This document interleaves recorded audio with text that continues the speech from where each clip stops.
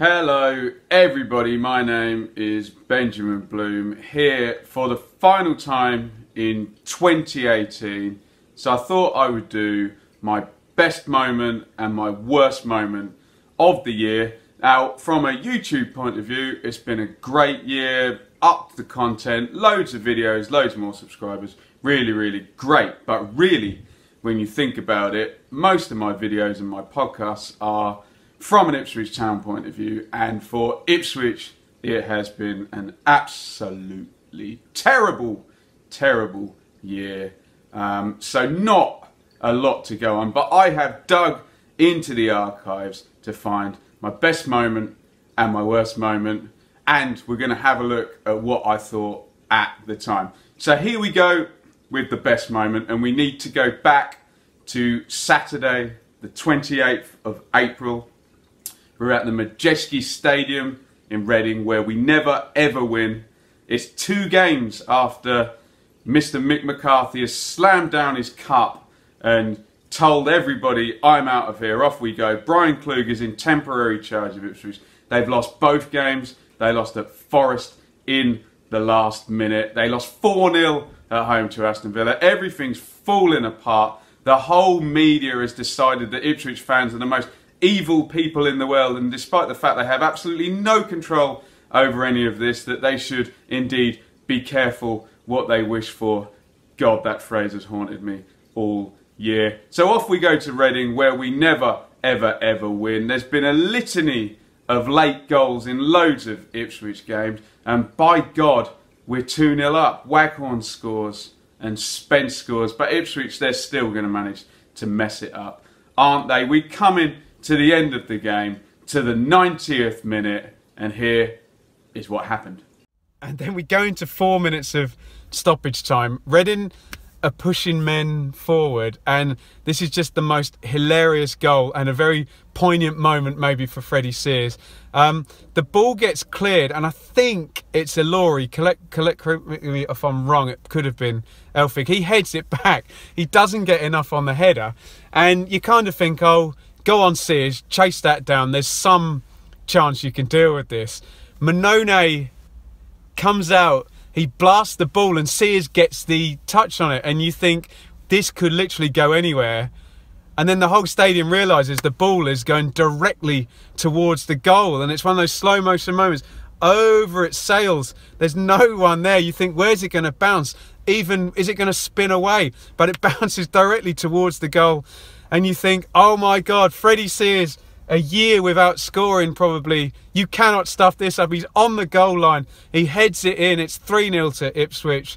Sears doesn't seem to have had a lot of luck for a lot of time. He got lucky for the first goal when his cross fell to Spence to feed Waghorn. He got lucky for this one. I do not care. He's charging the ball out on 90+ minutes to get onto that Manone and charge that ball down. I love it. 3-0 to Ipswich. There it was, the peak of the year. Freddie Sears scoring his first goal in absolutely forever. Freddie, the symbol of McCarthy ball, a forward who just spent years playing wide midfield, got further and further back, seemingly forgotten how to score, the pragmatic football. Sears was the symbol of it, blunted by McCarthy, some would say. Getting that first goal in, I don't know how long it was.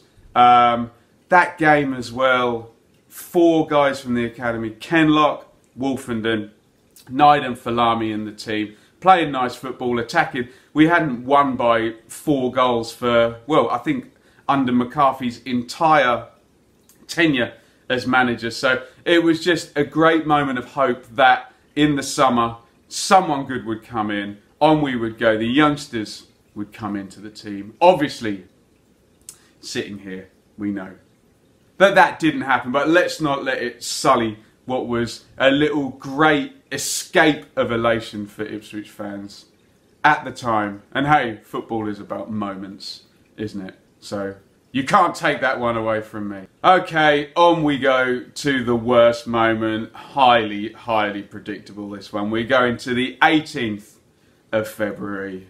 We're going to Norwich. We're going to Carrow Road. Ipswich unable to defeat their fierce rivals Norwich since 2009. So we're coming up for 10 years of not beating Norwich. Okay, there was a few years where Norwich were in the Premier League or Norwich were in the third tier and they didn't actually play, but still Norwich have had a hold over Ipswich.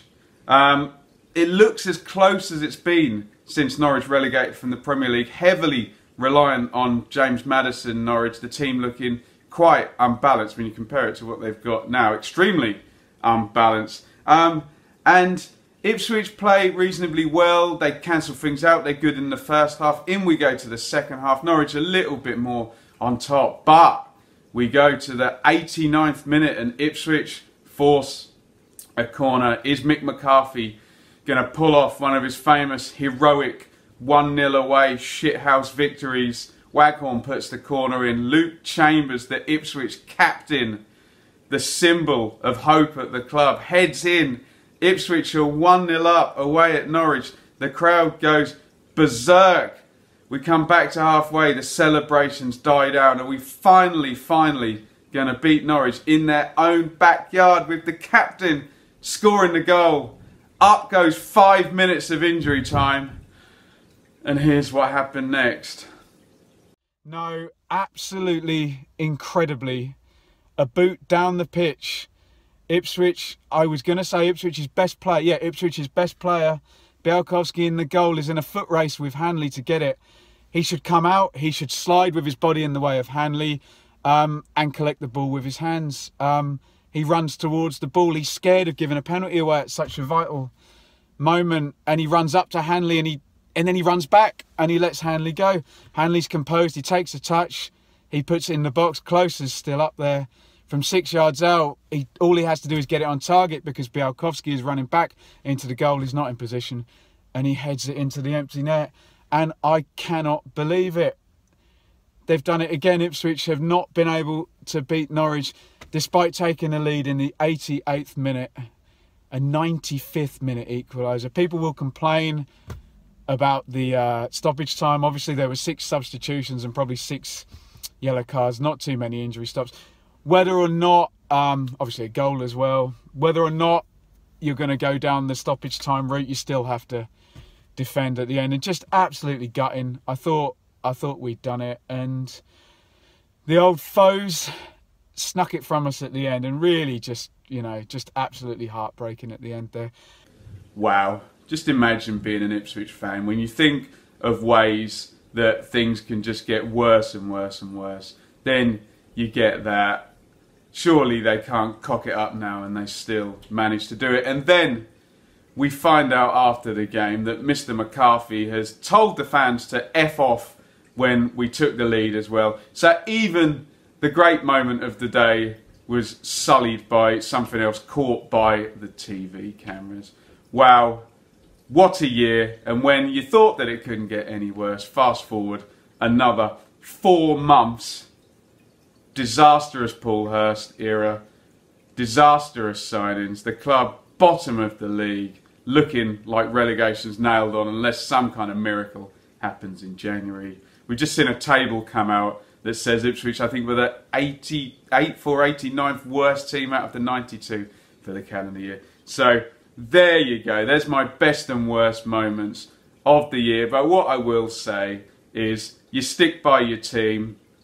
It's been great doing the YouTube stuff, which is going to continue and get bigger in 2019. Made some great contacts and friends doing this. So, hey, even if the team can't meet your expectations, hey, there's still fun to be had and you'll still find the odd great moment, whoever you support. So, thank you everybody who's watched any of my videos during 2018. It's been great. Let's hope the subscribers go up the same amount as they've gone up looking forward into 2019. If you're new to the channel, give me a subscribe, give me a comment, and what I would love to know is whoever you support, give me a comment, your best moment, your worst moment for your team. If you're an Ipswich fan, do you agree with my best and worst? And on we go, everybody. Happy New Year. Millwall at home tomorrow.